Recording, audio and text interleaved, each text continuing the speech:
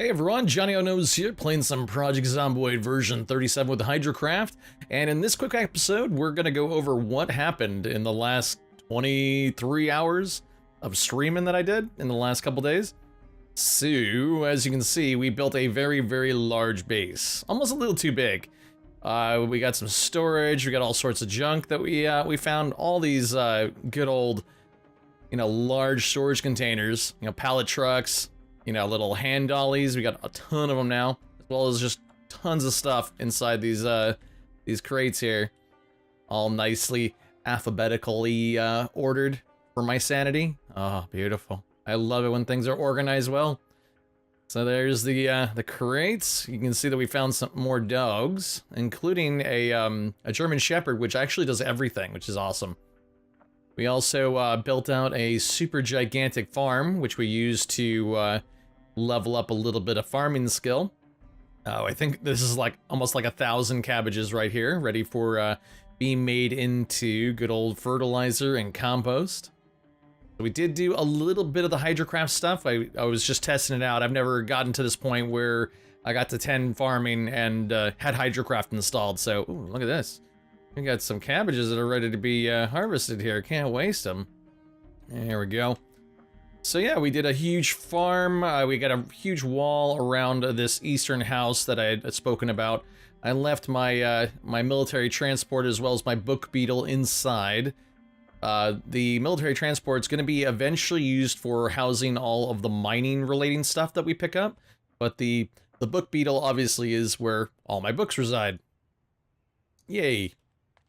Okay, so that's the base, and let's go ahead and talk about skills. So the first skill I leveled up to 10 was Foraging, which is highly important for a lot of the Hydrocraft related activities. I got that to 10, and then we worked on cooking, farming, and we did a little bit of fishing. Now, I found that cooking went up super high. Well, we were able to go to maybe 6.5 with just farming cabbages and then preparing them in stir fries. But as you probably have noticed or if you watch my stream, that drives me pretty insane because the grind is pretty brutal. What we did to get the last three levels though is we did some fishing. Now, apparently fishing takes a very long time to level up, and there isn't anything correlative in Hydrocraft with the fishing skill, but I'll eventually bring it to 10. But for right now, I think I'm good. I did enough fishing. So let's go ahead and let me show you where I went fishing. Just gonna head a little bit southeast of my Giganto base. And over here at the lake, I made myself a little fishing shack, which has all the stuff needed to not only just fish, but also to cook the fish. So all I did, and it's funny, you can see all the mess that I put down here. I should probably put some sort of a trash bin or something, but these fillet of fish are very heavy, so I was like, whatever, just throw it over here. So what I did was I made like a little sky bridge that goes all the way across this lake so that I can fish multiple locations while being in relative safety from any zombies that might creep up on me. It was just too scary to just stand right there and fish. So I've got a little tower on this side and then of course the main tower on this side. So I just did a tremendous amount of fishing. Once I caught a bunch of fish, I then threw into the campfire. Didn't even fillet them.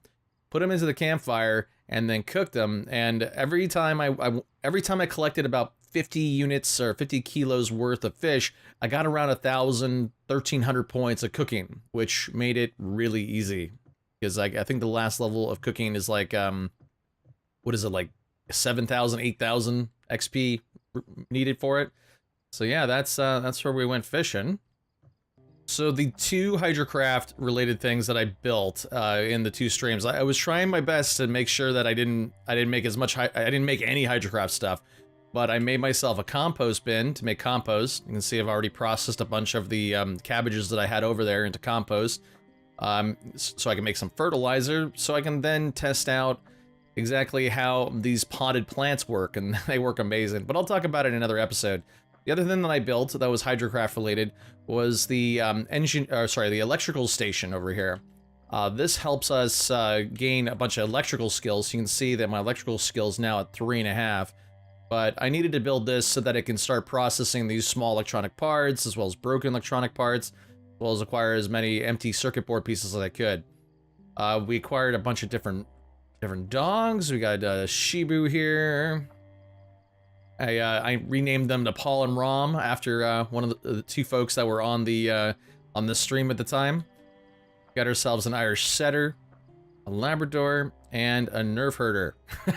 I think this is, I can't remember what this is called, but at this point in time, we now have all of the breeds of dogs that will allow us to do anything. We have war dogs, we have hunting dogs, we have herding dogs, and we of course have 2 dogs that are helping us out with pack-related activities. Both of these dogs are equipped with large hiking bags with the duct tape packets attached to them, so they both provide around 65 kilos worth of storage space. And if I equip both of them, I'm now looking at being able to carry 130 kilos worth of stuff without even slowing down at all.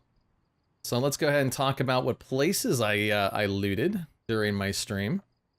Made a brief stop at the Moldoraw bookstore over here at the strip mall, right off of the main highway, freeway, whatever you want to call it. Whatever part of America you're from, or outside America. So yeah, we stopped here. We wanted to go get the Master Foraging book. Ooh, yeah, a big hiking bag and an empty notebook. Gotta get those. Yeah, we stopped over here to pick up the Master Foraging book. We also did some industrial-focused looting. I was specifically looking for watering cans, because I only had 2 by the time we started farming. And as you can see, that farm that I built was a little big for only just 2 watering cans. So we hit the southern warehouse as well as the tool shop right next to it.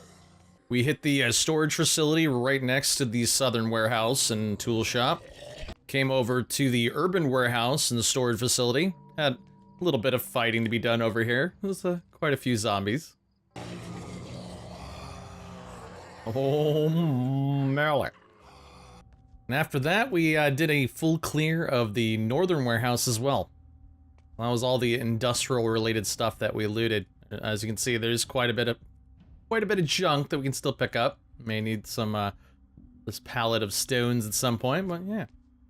All right, and then the very last place that we looted was the factory down here in southern Moldra.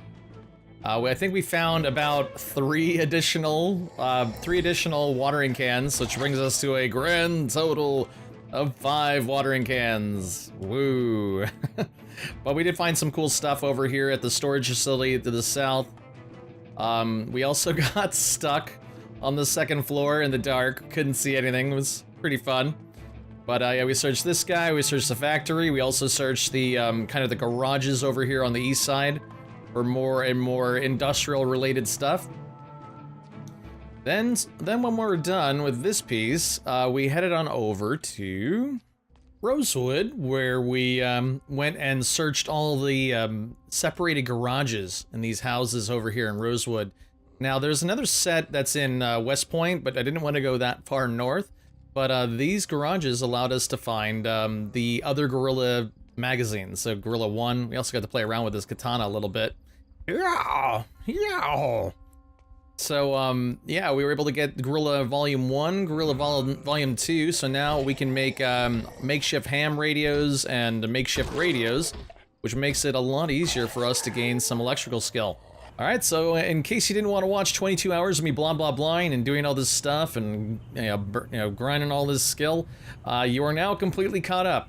And we're going to start brand new episodes starting here in early November.